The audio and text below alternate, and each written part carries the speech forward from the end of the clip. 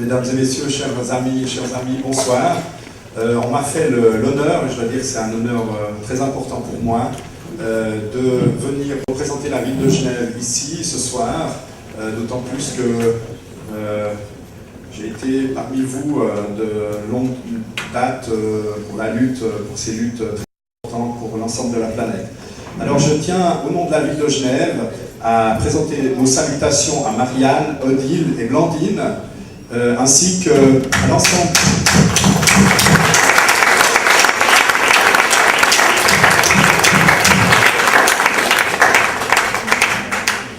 Ainsi donc à l'ensemble des personnes qui ont organisé cette journée, et notamment à l'association Les Idées.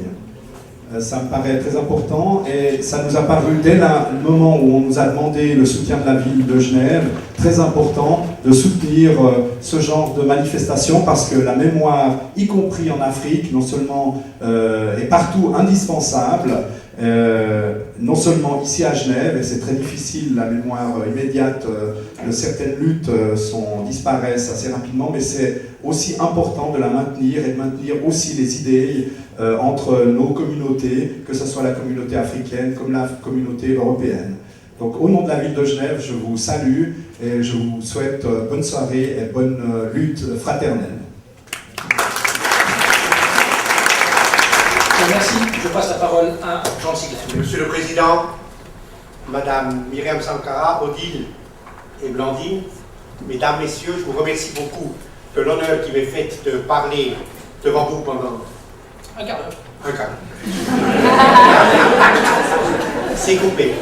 Avant de faire les 3 séries de remarques que je veux faire, je veux redire la dignité, la résistance de la famille Sankara. Kamporé, l'assassin, est au pouvoir d'État dans un pays moitié plus grand, moitié de la France, un pays puissant, il y a des moyens.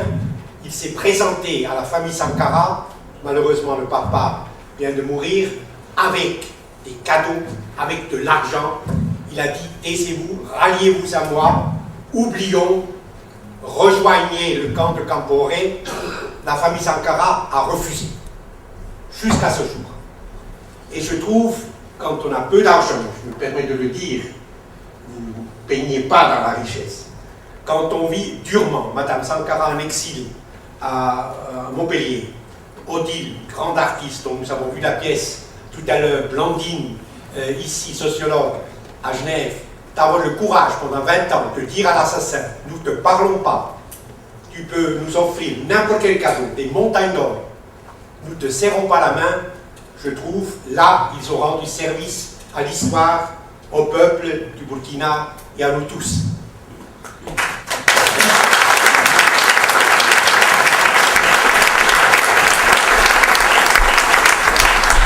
Mais d'en bas, je commence par une anecdote. 12 septembre, je suis un vieux. Un sage. Oh, allez, 12 septembre 1987, Addis Abeba. Proclamation de la nouvelle constitution de l'Éthiopie. Évidemment, Thomas Sankara, chef d'État, comme des dizaines d'autres chefs d'État, est invité, est en bas à la tribune dans la grande salle des congrès et me voit tout en haut, j'étais invité mais j'étais tout petit, tout en haut dans les gradins. Il me fait signe, je descends, il me dit ce soir, il faut qu'on discute. Je vais dans son pavillon, là c'était le Guillon, l'oncle du Guillon, où les chefs d'État avaient chacun sa villa. Et nous discutons, et tout à coup je dis, mais capitaine, dans quelques semaines, c'est les 20 ans de l'assassinat de Che Guevara. Et Thomas me regarde, me dit, mais c'est vrai, c'est incroyable, il faut que nous, au Burkina, nous mobilisions. Nous mobilisions. Pour le 9 octobre 1965, comme vous le savez, Higueras, le commandant Che Guevara, a été assassiné. Et il me dit, pratique comme toujours, vous ne pourrez pas m'écrire ça, ce que vous savez sur le Che, là, comme ça, je verrai un peu mieux ce que je devais dire, etc. C'était de l'ameublement soviétique dans cette villa, horrible, des petites tables où on ne pouvait pas s'asseoir. Je m'agenouillais par terre, sur une petite table, je notais tout ce que je savais sur lui. Parce qu'il me venait à l'idée pour une manifestation dans le grand stade de Ouattara que tu connais. Il prend la pièce, il prend le papier, le regarde, le lit, dit 39 ans. J'ai été tué à 39 ans. Est-ce que j'arriverai à 39 ans? Il est mort à 38 ans, 4 semaines après. Assassiné le 15 octobre 87. Prémonition. Prémonition. Première série de remarques. Vous connaissez tous la Brecht, Bertolt Brecht, le grand dramaturge, la pièce La vie de Galilée. Et dans cette pièce La vie de Galilée, de Brecht, grand marxiste et grand artiste, il y a ce passage extraordinaire où Galilée est interrogé par l'Inquisition, par le cardinal Bellarmine au Vatican, et à la maison, chez lui, dans son logement romain, il y a sa fille, Félicitas, il y a son ouvrier préféré, il y a des personnes. Et il parle de lui en son absence. Et ils disent qu'il va résister à l'Inquisition, il va défendre ses théories, c'est un héros. Et entre-temps, Galilée arrive sur le seuil de la porte et écoute. Et se dresse et dit « Malheur au peuple qui a besoin de héros ». Bon. Héros. Sankara était un héros. Et c'est toute l'ambiguïté. C'est toute l'ambiguïté de cette extraordinaire action solitaire, tout à fait singulière, et qui n'a été rejoint par le mouvement social pratiquement qu'après son décès, sa sortie de la scène historique. Alors, regardez l'histoire africaine. Lumumba, mouvement national, a été tué aussi, bien sûr, en janvier 61. Il a laissé le mouvement national congolais. Et le premier ministre congolais actuel est Antoine Gizenga, très vieux, mais l'ancien vice-président du MNC, Amilcar Cabral, assassiné, lui aussi en février 73, a laissé le PAIGC, le Parti africain de Guinée-Bissau et du Cap-Vert, qui est au pouvoir, enfin, qui a fini la guerre de libération, remporté la victoire, instauré l'État en Guinée-Bissau, ça ne va pas bien, mais ça va bien au Cap-Vert. Vous prenez Nkrumah, c'est le Convention People's Party, lui il a été renversé et mort en exil, un mouvement qui est là, qui marque le Ghana actuel. Même si vous prenez les purs mouvements militaires, Nasser en Égypte, juin 52, le Dobat à l'arabe, c'est-à-dire la lance des Arabes, l'organisation secrète, pas mouvement social, dans l'armée, a commencé en 1936. Le sermon de Mankabat, des jeunes officiers, et en 52 ils arrivent au pouvoir et ils ont une structure, et Nasser met l'héritage nassérien structurellement, et là pour Sankara, rien du tout. Rien du tout. Pas de mouvement, il y a des comités, etc., qui se sont dissous très rapidement, mais il y a cette singularité. L'avantage de cette singularité est la communication directe, intuitive, totalement convaincante. Enfin, je n'ai pas besoin de... Tout le monde qui a rencontré Sankara, c'est des choses qui sont infraconceptuelles, que la raison ne peut pas saisir, cette sorte de crédibilité qu'il avait, qui était consubstantielle à ce qu'il disait, cette raison prophétique, qui n'avait rien d'extraordinaire, mais qui disait, j'ai dit tout à l'heure, les réalisations, qui disaient exactement, démarche après démarche, pas après pas, qu'il fallait faire pour rejoindre cette unité africaine dont il rêvait. Il était vraiment très seul. Deuxième anecdote, juste avant Noël 83, je reçois, j'habite à Choulé, on n'est pas là, pour témoigner, un appel téléphone. Le téléphone sonne, je crois que c'était le 24 décembre 83. Ici, le capitaine Sankara. Moi, les militaires, je ne sais pas du tout. Sankara, je ne connaissais pas, vraiment pas. Ils sont peut-être prisonniers, je ne connaissais pas. Je dis très bien. Il me dit, j'ai lu, professeur, j'ai lu Sociologie de la Nouvelle-Afrique en prison, il faut que je vous voie. Je dis, très bien, je vous remercie de l'invitation, c'est Noël, j'ai un petit enfant, etc. Non, mais c'est important, il faut venir, etc. On est parti. On s'est retrouvés dans cette petite maison de l'enclos de l'entente. Il y avait les 4 auteurs de la prise de pouvoir, Songo Lingani, Kampore, évidemment, et Thomas Sankara. Et c'était tout à fait évident que Thomas Sankara avait une qualité, un rayonnement qui rejetait dans l'ombre les 3 autres. Je ne sais pas. De Cambodge, je veux dire tout le mal que je pense, que je sais. Mais Sonko Lingani, l'un était sympathique certainement, mais rien à voir avec ce personnage surgi de terroir, enfin, qui était Sankara. Alors, dans ce pays, et j'en viens de le dire, de très haute civilisation, les Gourmanches, les Mandingues, les Malinqués, les Samos, les Touaregs, les Peuls, les Mossis, ce sont parmi les civilisations les plus brillantes aujourd'hui sur cette planète, les plus intactes, les plus authentiques. Sankara a créé une période historique de moins de 4 ans. 4 août 83, octobre 87. Une période major d'artillerie, non, c'était des gens bien. D'une densité et d'une brièveté extraordinaire pour les réalisations dont je veux dire quelques mots. Immédiatement, Sankara a identifié les problèmes du Burkina. Il n'avait pas de formation politique extraordinaire, il a beaucoup lu à Madagascar, l'école militaire, beaucoup lu à Rabat, mais les premiers contacts, parce que Ouagadougou a une université importante et au Burkina il y a des intellectuels importants, et en général ils étaient évidemment marxistes, de gauche, etc. Et seul avec la LIPAT, avec Alpha Diallo, une collaboration s'est établie avec une identité collective, a forgé une identité collective. Et nous parlons, par exemple, le grand historien, vraiment très grand bonhomme, qui est mort il y a un an et demi, et dont le parti était à l'international socialiste, etc. Aucune communication, refus de Tisepo, Sankara n'a pas insisté, il a suivi son chemin.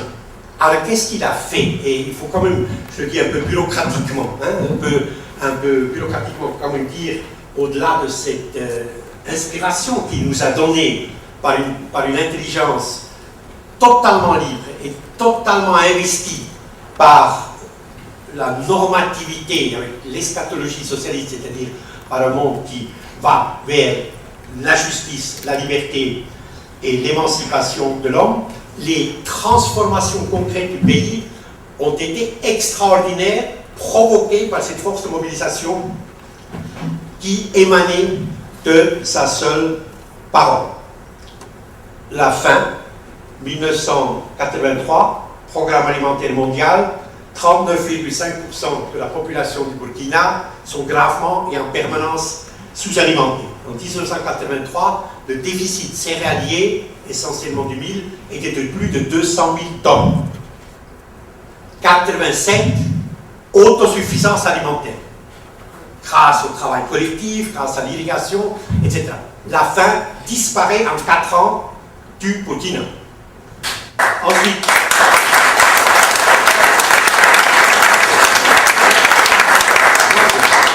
c'est Sankara qu'il faut. Non, je veux dire, c'est le peuple. Bon, 7000 villages au Burkina, 1300 écoles existent en 83.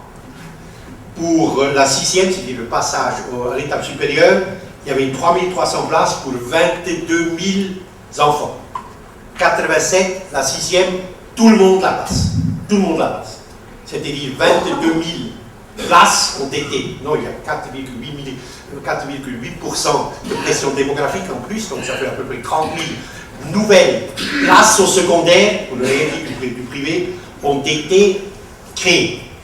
Le budget de fonctionnement dont on ne parle jamais en Afrique, mais c'est là où l'impérialisme s'exerce, est évidemment déficitaire en 83 de plus de 30%, et c'est la France, le Trésor français, qui a avancé l'argent pour payer les fonctionnaires. En 84, encore déficitaire, c'est l'Algérie qui a payé. En 85-86, le budget est équilibré. Et plus personne au Burkina tient la main vers un trésor public étranger pour compenser le déficit budgétaire. Dernière, je voulais vraiment multiplier les exemples de cette intelligence en mouvement et qui devient une force sociale qui s'incarne dans une action populaire, les fonctionnaires. 28 000 fonctionnaires en 83 qui absorbent plus du 70% du budget. Sankara fera un pari qui est fou, et moi j'étais contre, les Régis Debray étaient contre, et d'autres amis de lui étaient contre. Il a distribué dans les 9 départements, selon leur appartenance ethnique, essentiellement les fonctionnaires. Si vous partez de Ouagadougou, vous allez faire votre tâche. Je te raconte des histoires, je ne connais pas bien. Vous allez là, et l'idée de Sankara était de dire, mais un Gourmanche qui est chez les Gourmanche, ou un Malenke qui est à Bobo, etc., eh bien, c'est sa famille, c'est ces gens, etc., ils vont le surveiller. Il ne va ni voler, ni paresser, etc., parce qu'il est parmi les siens et il va à contrôle social. Le danger est évidemment l'éclatement de ce parallélogramme ethnique, énorme centrifuge. Forcément, lui, il a fait le pari juste de l'unité nationale qui se reconnaît dans le projet commun. Un seul échec, grave, la lutte contre l'excision. Mais là, de nouveau, je prends l'échec pour vous montrer comment fonctionnait Sankara. La lutte contre l'excision, qui est inadmissible, qui est horrible, qui est une mutilation, etc., et que Sankara voulait évidemment éliminer. Vous savez, encore, je l'ai devant moi, comme si c'était bien sur les murs de Waka, de Dori, partout, ou de Bobo. On voyait une magnifique, parce qu'elles sont belles, Burkina, une magnifique jeune femme du Burkina avec la longue robe blanche et au niveau du sexe une tache rouge, une tache rouge. Bien, la tradition l'a mis en échec. Il n'a pas pu, les femmes ont protesté, il n'a pas pu échec. Il n'a pas fait de la rhétorique dans le CRE, il dit ça ne marche pas, les femmes ne sont pas prêtes. Mais au moins, on va leur apprendre de stériliser les couteaux. Vous comprenez? Ça, c'est du Sankara.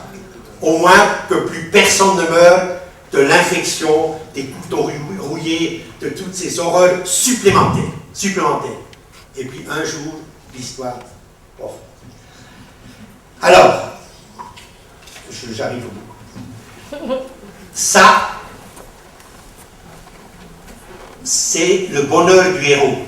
Le héros crée l'histoire, crée le sujet collectif, transforme une société matériellement, pas par l'invocation, par l'incantation, mais matériellement, ces idées, savoir, deviennent force sociale, transformatrice de réalité. Ça, c'est le côté lumineux du héros quand il se produit dans l'histoire. Le malheur est que quand il disparaît, eh bien avec lui disparaît l'espoir, disparaît non seulement la parole invocatrice, mais disparaît la force sociale de résistance et de transformation.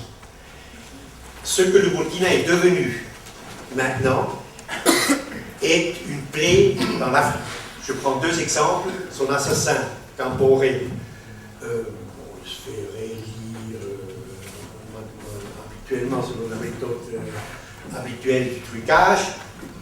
Il était pendant toute la guerre de la Sierra Leone et du Libéria, 8 ans et 11 ans, 150 et quelques mille morts, pour ne pas parler des mutilés, parce que la Sierra Leone ont coupé les bras et les jambes, on ne tuait pas nécessairement, on aveuglait les jambes. Charles Taylor, 11 ans, le seigneur de guerre au Libéria, là il y a eu 300 000, 350 000 morts, selon l'accusation de l'Haïti, 350 et quelques mille morts et des centaines de milliers de mutilés à vie. Eh bien, ces 2 guerres n'auraient pas pu durer plus de 3 mois sans Camporé à Ouagadougou. Pour 2 raisons. D'une part, le End-Use Certificate, vous savez que dès qu'une guerre éclate maintenant, il y a l'embargo. Et si vous voulez importer des armes, ou si ici on veut exporter des armes, il faut d'un pays qui n'est pas en guerre, enfin, il faut un certificat de l'utilisation finale pour attester que ça ne va pas dans les zones de guerre. Il a falsifié, mis ces certificats contre des millions et des millions de dollars à disposition, d'une part, de Fodé Sankoy, du RUF, du Revolutionary Unified Front, tueur effroyable à Sierra Leone, et à la disposition de Charles Taylor à Libéria. Et par Ouagadougou, par porteur entier, par cargo entier, par Hercules entier, sont arrivées les mitrailleuses, les canons, les grenades, les mines antipersonnelles, etc., qui ont permis les massacres, l'un qui a duré 9 ans, je le répète, l'autre de 11 ans, dans les deux pays voisins. Deuxième problème, il fallait payer ces armes. Les deux pays sont, après l'Afrique du Sud, les plus grands producteurs de diamants du monde. Les Nations Unies, tardivement, ont essayé de créer l'appellation du Blood Diamond, c'est-à-dire le diamant du sang, que aucun bijoutier genois de la rue du Mont-Blanc pouvait acheter un diamant sans que le vendeur lui présente un certificat que ces diamants ne venaient ni de Sierra Leone ni de Libéria. Qu'est-ce qui s'est passé? Eh bien, c'est Kaboré qui a fourni les certificats. Et après l'Afrique du Sud, à partir de 85, pas 85, 95, le Burkina est devenu le deuxième exportateur de diamants du monde, alors qu'il n'y a pas aucun diamant qui est produit là-bas. Autrement dit, la disparition de Sankara a mis à disposition des pires forces de l'Afrique et de l'extérieur de l'Afrique, hein, puisque l'Afrique, l'exploitation, ces guerres n'éclatent pas comme ça, c'est des forces financières incroyables qui se déchirent par l'Afrique interposée pour mettre la main sur ce butin fabuleux. Eh bien, cette horreur de la Libéria, cette horreur de la Sierra Leone n'aurait pas pu physiquement avoir lieu si Sankara était à Ouagadougou et si Sankara était en vie. Donc, disparition, malheur, pas seulement pour le peuple burkina, mais pour des millions de gens dans la sous-région. Je voudrais encore dire beaucoup de choses. Je vais faire 2 citations de Neruda, que j'aime beaucoup. Le cantor général Neruda, l'ami de Salvador Allende, qui est mort 2 mois après l'assassinat d'Allende, Neruda en octobre 1973, il écrit dans le cantor général pour parler des révolutionnaires. Il dit des révolutionnaires: vous êtes l'argent pur de la planète, le véritable minerai de l'homme. Vous incarnez la mer qui ne cesse jamais, le rempart de l'espoir. 1 minute d'ombre ne vous rend point aveugle, et aucune agonie ne vous fera mourir. Un mot d'espoir à la fin. Dans le canto général, il y a aussi cette phrase, tout à fait, c'est le dernier vers d'ailleurs, où Neruda dit: Poden cortar todas las flores, pero jamás detendrán la primavera. Eux, nos ennemis, pourront couper toutes les fleurs, mais jamais ils ne seront les maîtres du printemps. Voilà, je vous remercie.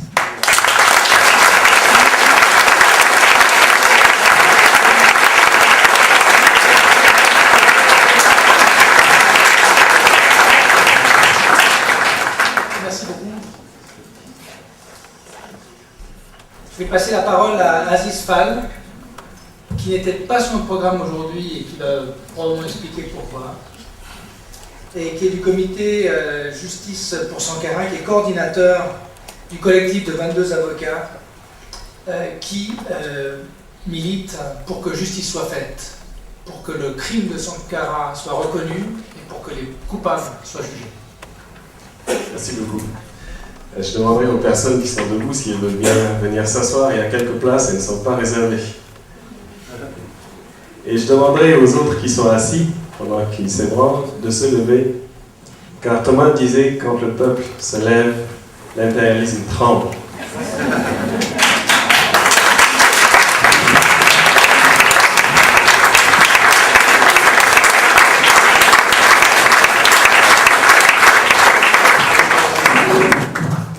Non, je ne vous ai pas demandé de vous asseoir.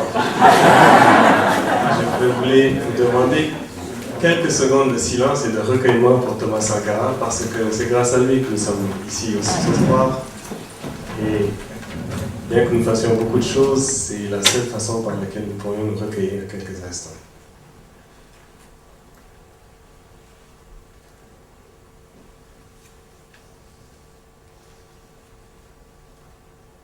Je vous remercie.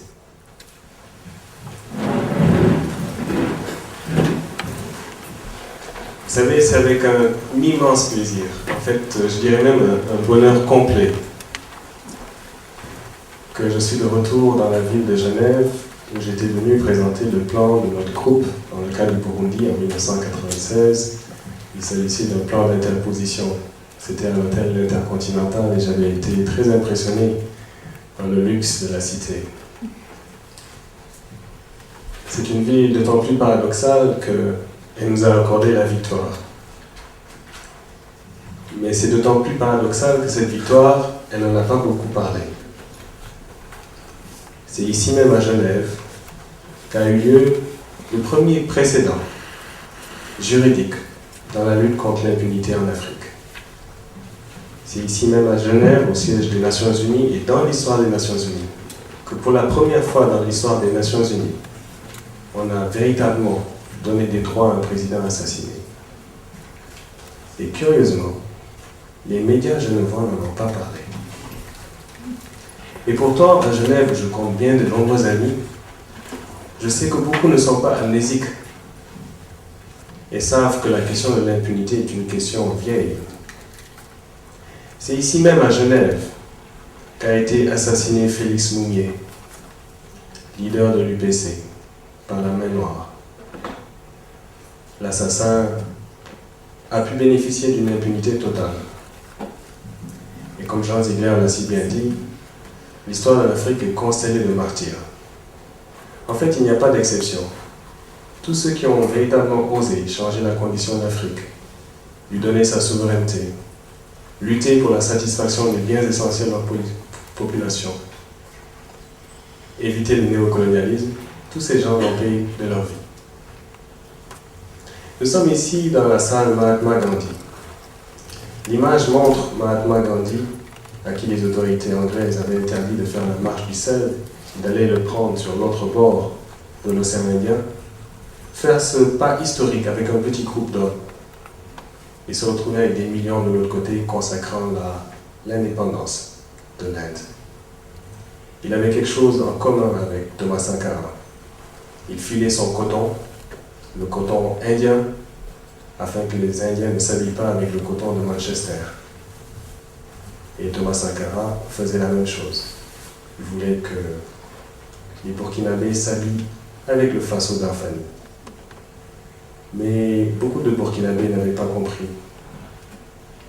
Ils ne le faisaient que superficiellement, ils le gardaient dans leur tiroir et ils s'empressaient de le mettre parce qu'ils pouvaient venir à l'improviste n'importe quand, au point tel que cet habit a fini par se faire appeler Sankara Arrive. J'ai un plaisir incroyable, comme je le disais, pour 3 raisons. La première, c'est que c'est ici qu'on a obtenu victoire.